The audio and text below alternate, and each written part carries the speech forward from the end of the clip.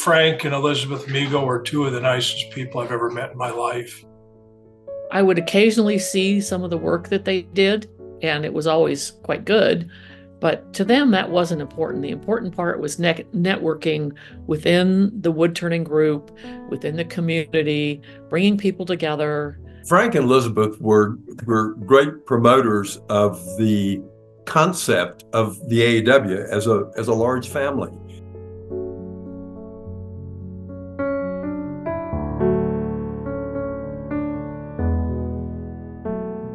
I think back to my time at AAW always very fondly, and mostly because of the hundreds, if not thousands, of individuals that I had the great pleasure to get to know.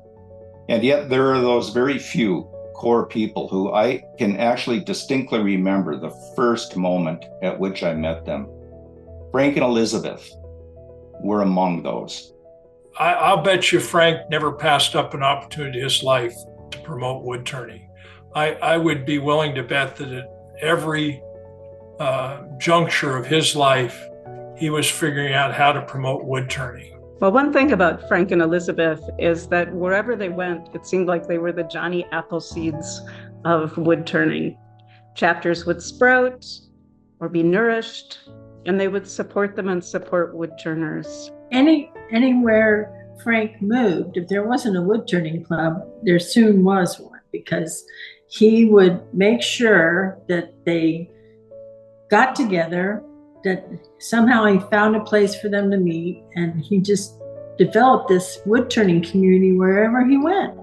Frank started 4 separate chapters as he moved around the country, and he was always thinking of ways to promote the local chapter, to promote wood turning for shows. What shows could you do? And what he could do for the wood turning community in general and for AAW. When Frank was president of Chesapeake Woodturners, he got the club involved in all kinds of community activities. When Frank became the president of the Rocky Mountain Woodturners, which is my local club, he really went after and promoted exhibitions within our community. And those exhibitions continue still today, many years after they left the area. These exhibitions that were put together were in either community centers or galleries or various spaces like that, where everybody in the club was able to display their work and on pedestals, and it was well done and it looked nice, and it gave the club a feeling of pride that, yeah, this is what we do and this is how we do it. The AAW is like a great big family, and Frank and Elizabeth exemplified that family. He was very interested in making sure that everybody had access to all of the resources that the AAW could provide, and he was more than willing to go that extra mile to help provide him himself. So one area where I worked with Elizabeth indirectly was with the auctions. I put the auctions together, and Elizabeth kept track of who bought every single piece. During the live auctions, of course, bids are coming in from all over, all directions, and she was always up there calmly noting every single number. When there was a mix-up later, we always knew we could look at Elizabeth's sheets and we would know exactly what was going on.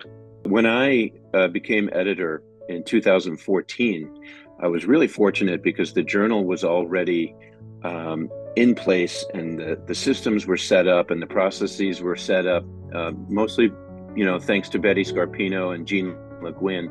But one of the things that was in place was Elizabeth Amigo as a proofreader, editor, and she had worked with Betty on the journal before my time, and I'm not sure how far back, but Elizabeth was there and ready to work with me when I came in, and it was a really smooth transition, and I immediately saw how valuable she was to the journal. She also went beyond what she was required to do for the job that she had. she would read it for content too. See, a copy editor doesn't necessarily need to know much or anything about the topic. They just need to make sure the words are grammatically correct. But she would offer some suggestions occasionally in terms of things that I overlooked that might be safety related, or maybe it would sound better if I brought in this other tool or whatever.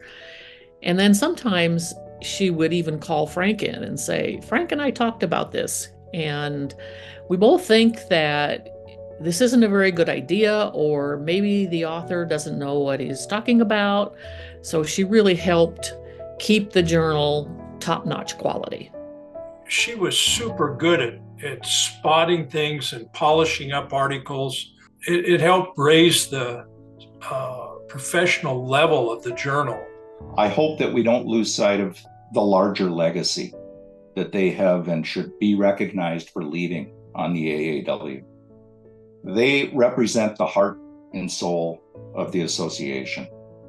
As honorary lifetime members of the AAW, Frank and Elizabeth deserve recognition for all that they've given.